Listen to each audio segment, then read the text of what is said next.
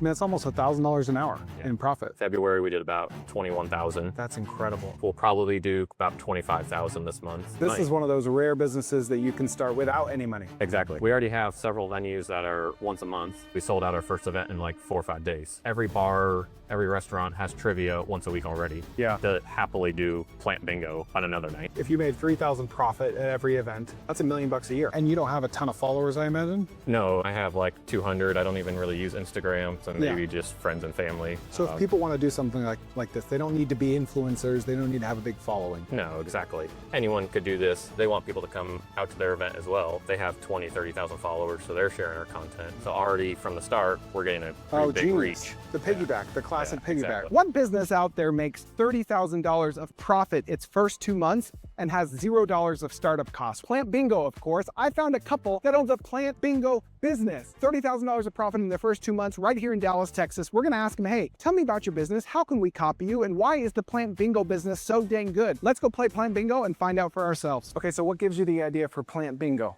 of all things? So it actually started, I was watching a TikTok video and I saw a group in California doing it first, and instantly like just light bulb clicked that like this is such a visual thing. Like I saw it on TikTok, so other people could see it on TikTok too.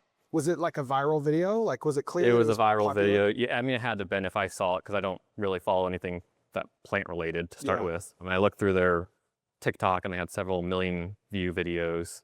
I checked their website and they had 10 events next month and half of them were sold out already. Oh, wow. So I was like, okay, so there's already proof of concept. So what immediately gave you confidence that this was your idea? So we have a greenhouse in our backyard that we converted from a shed to a greenhouse. So we love plants, but we're really good at collecting them. So you're clearly entrepreneurial. You check that box. You like plants already. You saw the demand in the form of a lot of TikTok views. You saw the demand in the form of 10 events, half were sold out. And then you're just like, I'm doing this, right? Kind of. I pitch ideas to my wife probably 3 times a week. And usually it's on to the next thing. Yeah. And then the next day she came back and said, I was thinking about Plant Bingo a little bit more. And like that moment I was like, all right, we're doing this, because she never says yes to ideas. Yeah, yeah. And I knew she would be perfect for this because she's so outgoing and bubbly. Keep in mind, this is during my maternity leave too. Yeah. So I was, okay, like, give me a second. I just been taking care of our kid for all day long. I need to rethink all this. Well, and just to add some context to the viewers, you own 2 businesses and you were pregnant at the time and you have a full-time job. Yeah. So it's like, all right, this is a 4th full-time thing. Basically, yeah. If I saw this idea and I liked it, which I would, my one concern is like, all right, how do I get all these people to show up in person? That feels intimidating. So how did you do that? Yeah, so I mean, we started with our first event at my own venue because I have an indoor soccer facility. I was like, okay, let's just do a really cheap one. So we did it for $10 a person. We brought out free pizza. I was like, everyone already goes home with a plant. They're getting free food. Like, it's $10. People will easily pay that. And half of it will be our friends and family. And so we just did a couple TikTok, Instagram videos, and eventually it just ended up being almost all strangers and only like 4 friends and family. And how many people? We had 25 for our first one. Okay, and $10 a pop. That's been our smallest event that we've done. And everyone got a free plant just for attending? Yeah. What was your cost on that plant? So plants typically average about $10 per person. We'll usually do some plants that are $5 to $10, and then we'll do some plants that are $25 to $50. Okay. So it'll be a range, but we try to average around $10 to $12 a person. Okay, so you lost money on this first event. Yeah, we and definitely. You knew you were going to do that.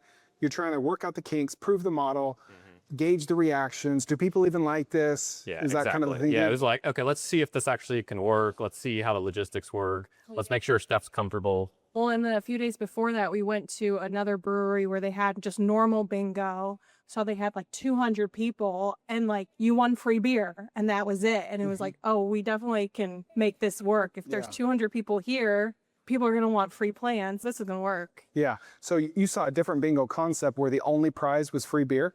Yeah, but those are also free games to play. So like most breweries will have trivia nights, they'll have brewery nights, you know, just to get people in the door. To support that, like the hardest part is getting 200 people to show up.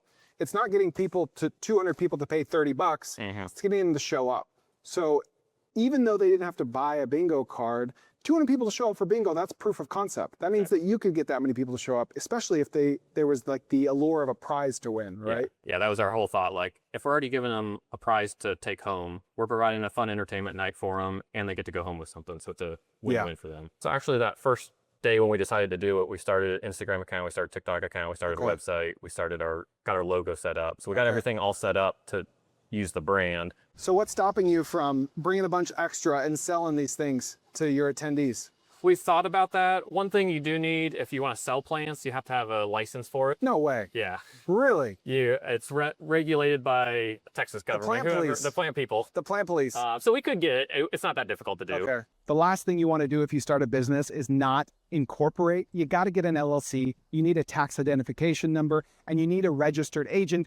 Busy can take care of all of that for you. I use Busy. Don't use the other guys. I've started over 80 businesses, and my life was a nightmare until I discovered Busy. It is the best service out there for helping you incorporate, stay legal, stay compliant, so you can focus on what you do best, and that's growing and running your business. Check out Bizee.com. That's Bizee.com. How many views did those first videos get? So our first ones probably didn't get too many. I mean, maybe 500 to 1,000 at most. There's mostly friends for those first few videos before I actually had content of our events. Yeah. So these were like just your personal Instagram and TikTok pages? Yeah, it was shared through our personal accounts, basically. Okay. And you don't have a ton of followers, I imagine? No, at the time I have like 200. I don't even really use Instagram. Steph probably has 1,000, maybe just friends and family. So if people want to do something like this, they don't need to be influencers. They don't need to have a big following. No, exactly. Anyone could do this. We made Facebook events for it. The fact that when we're partnered with a brewery, they want people to come out to their event as well. So they have 20, 30,000 followers. So they're sharing our content. So already from the start, we're getting a pretty big reach. The piggyback, the classic piggyback. Exactly. That's what is that kind of like the big quote unquote secret to this, is piggybacking with someone that's going to co-promote you? Yeah, definitely. I mean, there's no reason to try to do it all ourselves when there's plenty of people that want to share. And that's what drew us to it the first time. Yeah. Was how visual it was. We know breweries and restaurants, they're going to want as many people to come in through the doors. We usually use times that aren't very busy for them to start with. So it's just a win-win for them. If they get people in the door, then they're selling more drinks and food. So how does it work with a brewery in this case? Like, do you pay them? Do they pay you? Or is it just an understanding? Yeah, exactly. We pay $0 to them. They pay $0 to us. We do all the work. We market it. And then we just, hopefully they want to share it with their people. But otherwise, we collect the money. We do everything on our side. So for the brewery side, they don't have to do anything. And they just have 100 people, 50 people walking in through their door. Yeah, so they're hoping that A, they can make extra money that night. B, a small percentage of those people will convert to regulars for them. Yeah, exactly. Right? And some of the people that come out to our events are regulars at their venues already. People typically go once a week to some of these places, so they want to look for something new to do at that same place they already like. So aside from breweries, what are some other types of venues that are receptive to something like this? So our first target was always breweries, just because I knew they did bingo, trivia nights already. We've got into chicken and pickle, because again, it's similar concept. Basically anywhere though that has enough seating for it. We've had PTA groups reach out to us. We've had HOA associations reach out to us. So it's literally anywhere that you can get people, together. And I would imagine your target customer is like 39-year-old like me that probably goes to breweries. I don't, but I'm an exception, and likes plants. I'd say 85, 90% of our audience is women between 25 and 55. They might like plants, but they're just looking for something fun to do. Yeah. And then you'll have the groups that are out there for date nights, it's girls' night. But yeah, it's a pretty wide range. So there's probably like only 10% of people that actually are plant enthusiasts. Yeah. That really know what they see when they look here. Yeah. Everyone else is just like, oh, that's fun. I love plants. I want to have some more in my house. Yeah, yeah. And the men that are there usually just coming with their wives, I imagine? Typically, I mean, we'll have, a handful of men that are really interested and excited to win more plants. We had one that actually scared me and Steph the other night because he screamed so loud when he won bingo because he was so excited to win some plants. So yeah, it's such a wide array of different people. Yeah, Bingo Loco. Yes. Are they like a pioneer in this unique bingo space? 100%. We've actually talked about trying to go out to a Bingo Loco just to see what it's like. My wife went and she loved it, yeah. Okay. Bingo has always been just dark room with a bunch of grandmas essentially. And so like trying to find a fun way to make it more unique. Like people love winning things. Yeah. So bingo is just perfect for anyone, but it needs to be, updated and has more incentives to come out versus just your typical, win a couple dollars. Yeah. Now, are you paying about the same for plants today? Usually the price plants now range from $20 to $60 retail. Okay. And the consolation prizes are $5 to $10. So your first event, you charge $10. What do you charge today per person? So now we charge $30 per person. We also started selling extra bingo boards. Oh, So we typically average, if we have a 50-person event, we'll sell an extra 30 boards or so. $30 gets you in the door.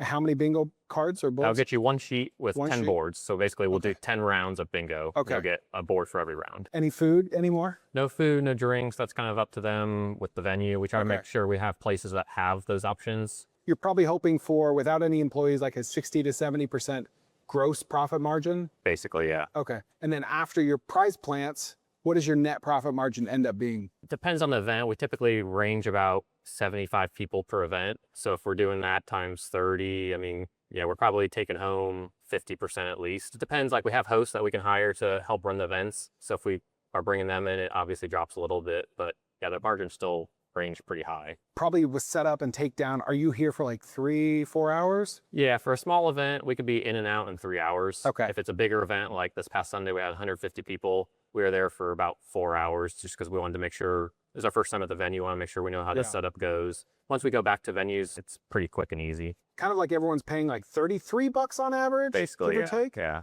I mean, a big event would be $5,000. Yeah, I think we did about 5,300 for this Sunday for Wow. 150 people. Because the benefit is we figured out we have no shows. So we can Yeah. actually oversell our events or we can do walk-ins. So we actually Yeah. probably sold 160 tickets to a 150 person event. Yeah. And then we sold, another $500 of bingo boards. Yeah. What has been your best event ever, your biggest event? That was it this past Sunday. So that was our 5th event. Tonight will be our 6th. Okay. So every event before that was 50 people Wow. besides our very first one. This is brand new. I mean, you're 2 months old. Yeah, Yeah. exactly. So 5,300, what was your take home profit after that? We probably took home about 3,000, and that was after paying 2 hosts, 200 each. Wow. Um, But you were here too. yeah, so Yeah. me and my wife were both there helping run it. We just didn't know how would or wouldn't need. So you could easily run it with 2 people. It's just nice to have a little less stress for the event. Yeah. We don't run it because we need the money. We run it because we enjoy it. Yeah. And like the money. Yeah. So like I don't mind making a little bit less to Yeah. make it easier. I mean, it's almost $1,000 an hour Yeah. in profit. So month 1, how many events did you do? Month 1, well, I count January, February, March. So January we had 1 event. Okay. And that was our very first one. February, I think we had 4 events. Okay. And what was your revenue and profit from those, roughly? So it's a little hard to say because all of our revenue comes so far in advance of our events. Yeah. Yeah. So January, we did about 2,700 in revenue. Okay. February, we did about 21,000. March, we'll probably do about 25,000 this month because April alone, we have 9 events planned. Yeah. And yeah, the events sell, weeks, months in advance, Yeah. which is great for our cash flow. So 27,000 your second month. 21,000 our first month. 21,000 Second month, your sorry. second month. Yeah. Which is really like your first full month, like your Yeah. first when you're really rolling. Yeah, exactly. That's incredible. Half-ish profit, a little over half. Yeah, probably, especially because we've only started bringing in hosts recently. Yeah. So yeah, there wasn't really a whole lot of costs besides the plants and some So initial initially equipment. more than half, right? Yeah, probably more than And as you scale, that percentage will drop, but the real number will Yeah, increase. exactly. And like to start with, all we bought was a speaker, a microphone, bingo boards, Yeah. some daubers. A few $100 in plants. Yeah. Some daubers, some boards that you can print out, a speaker, a mic. Is that about it? That's basically it. Yeah, we have a fold-up table. We bought some stickers, Yeah. but yeah, there's really not much. And then even like half the venues we go to have speakers and microphones. Yeah. Yeah. There to do trivia. You just need to buy plants and print some Yeah. papers. Yeah, exactly. Are you going to advertise an event a month in the future, collect the money already, and then use that to buy your plants, use the supplies? So you really don't even have to start with So any this money. is one of those rare businesses that you can start without any money Exactly. because you can Yeah. you pre-sell the event. Oh man, this business just has everything. Like if you just wanted to put everything else aside and go all in on this, like what can the market handle? How many events could you do if you really wanted to scale? We're trying to stick around 8 events per month, 1 during a weekday, 1 during a weekend. And we seem to be able to fill that so far. And then I think we can mix in another 3 to 4 private events per month. Okay. So that way you're not actually having to sell those. They're bringing the revenue already to you with the people. And that's kind of where we're looking to do, the max per city. But we've already had people from 50 different cities reach out to us. How do we do this in our city? Wow. So we're trying to figure out, okay, do we want to try to help people in other cities? What Yeah. does that look like? And we'd love to go to Austin because we think it'd be great down there. It's a short drive. We could Yeah. easily host ourselves. Especially in a metroplex like this, you could do them if you wanted to every night. You could, yeah. Like, You absolutely could. You could just do the same venue like twice a month or something, 15 venues, and you could do one a night. Yeah, we already have several venues that are once a month. We have one venue that we haven't even hosted it yet that an area wanted to do once a month for the rest of the year because we sold out our first event in like 4 or 5 days. Yeah.